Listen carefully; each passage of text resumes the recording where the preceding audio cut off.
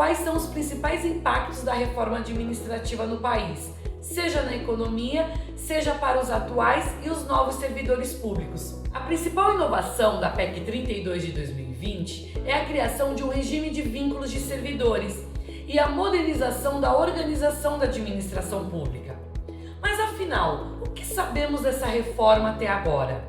A fim de esclarecer as principais dúvidas, estamos aqui com o professor e advogado Diego Bezerra, que é especialista em direito público e que eu tenho certeza que com essa entrevista ele trará a sua visão esclarecedora sobre o tema. Diego, muito obrigado por aceitar o nosso convite, de estar aqui no canal da Criando Valor Educação Executiva. Preparado para as perguntas? Preparado. Eu que agradeço pelo convite e espero esclarecer as dúvidas. Que bom! Hoje, qual é o âmbito dessa reforma administrativa? Quais os servidores que serão atingidos por ela?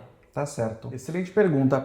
Os servidores que estão hoje na administração pública, eles não serão atingidos. Então, o que fica garantido aí pelo direito adquirido é somente os servidores que entrarão depois de publicação da PEC é que estarão sujeitos ao novo regime jurídico. Sim. Então, esses servidores que já estão concursados, empossados, estes não terão diferença, não terão inovações no seu regime jurídico. Então, o seu vínculo vai permanecer aí até que haja aposentadoria e aí os novos servidores públicos que entrarem após a vigência da PEC é que terão que se submeter ao regime jurídico desta PEC, a depender da forma que ela for aprovada e que ela for publicada, porque entre o projeto que nós temos aí em mãos, que está sendo objeto de estudo, de vários estudos, até a efetiva publicação, tem muita discussão no Congresso Nacional,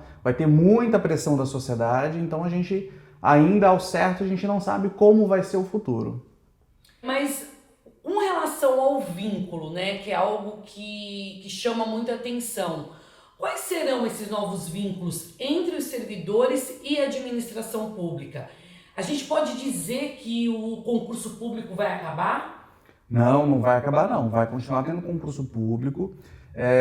Essa parte dos vínculos é a principal alteração para os servidores públicos, porque a PEC ela traz outros vínculos que a gente não conhece. A divisão que a gente tem hoje, ela vai ser praticamente extinta, e teremos novas categorias de funcionalismo público. A gente vai ter o funcionalismo de carreira típica de Estado, a gente vai ter os servidores por tempo indeterminado, por tempo determinado e os em experiência. Esse vínculo de experiência, ele é hoje equivalente ao nosso estágio probatório.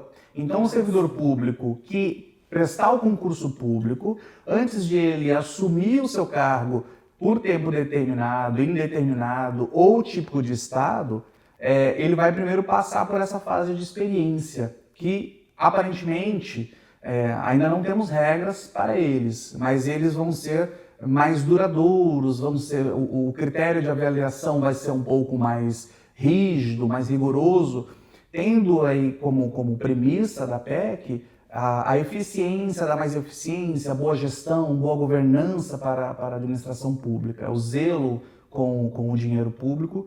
Então, tendo em vista que essa é uma das premissas, aí, com as alterações dos princípios do caput do artigo 37, a gente vê que a preocupação do governo é dar mais eficiência, eficácia e efetividade nos vínculos públicos. Olha, então, para tranquilizar, né, o que serão dos servidores atuais? Então, os servidores atuais, eles continuarão. Quem tem o seu vínculo efetivo vai continuar com o seu vínculo efetivo. Quem tiver um vínculo de cargo em comissão vai esperar aí a mudança do regime. E os cargos em comissão hoje, eles não são duradouros. Eles são somente para as funções de direção, chefia, assessoramento. Então, são funções provisórias, temporárias, a depender do governo aí de plantão. São funções de confiança. Então, se você já quiser já abrir esse parênteses, como que ficarão também esses privilégios, né, dos servidores públicos? Sim, os privilégios que se fala é a possibilidade de férias por mais de 30 dias por ano, que algumas categorias possuem, não são muitas categorias, mas possuem categorias que têm mais de 30 dias de férias. A questão da licença prêmio, que é a cada 5 anos o servidor público ele tem direito a uma licença de ficar em casa, viajar, o que for, por 3 meses. Né? E então, as incorporações já foram tiradas do serviço público, a percepção em cargos em comissão ou de liderança, que assim vai ser chamado, quando tiver em licença, esses não receberão a sua remuneração. Claro que salvo as licenças por tratamento de saúde, etc. Mas a PEC ela tira um pouco desses privilégios que tem o funcionalismo público hoje, que são assim, alguns chegam a ser escandalosos. Sim, e assim, Diego, acho que até para a gente fechar, encerrar, eu acredito que seja a pergunta mais importante, o que a reforma vai trazer de economia para o Brasil? Os cofres públicos, da máquina administrativa, do erário público, vai ter esse grande impacto? Então, nem o próprio Paulo Guedes, na mensagem explicativa, ele conseguiu colocar aí em números a economia. O que se espera é que grande parte dos servidores públicos se aposentem agora, em 2022, uma outra grande parte até 2030.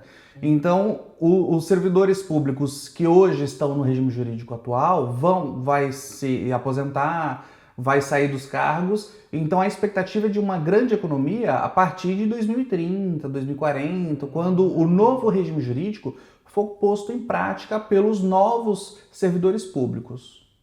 Então eu acredito que nós atingimos aí então até o objetivo aqui do nosso canal, que é sempre levar um pouco de conhecimento, deixar essa sementinha plantada para que todo mundo possa estar sempre acompanhando essas notícias. Então eu te agradeço muito, Diego, mais uma vez por ter aceitado, por ter trazido aí a sua visão, o seu ponto de vista. Agradeço a todos que nos assistem e se inscrevam no canal da Criando Valor Educação Executiva para acompanhar as próximas entrevistas. Até mais!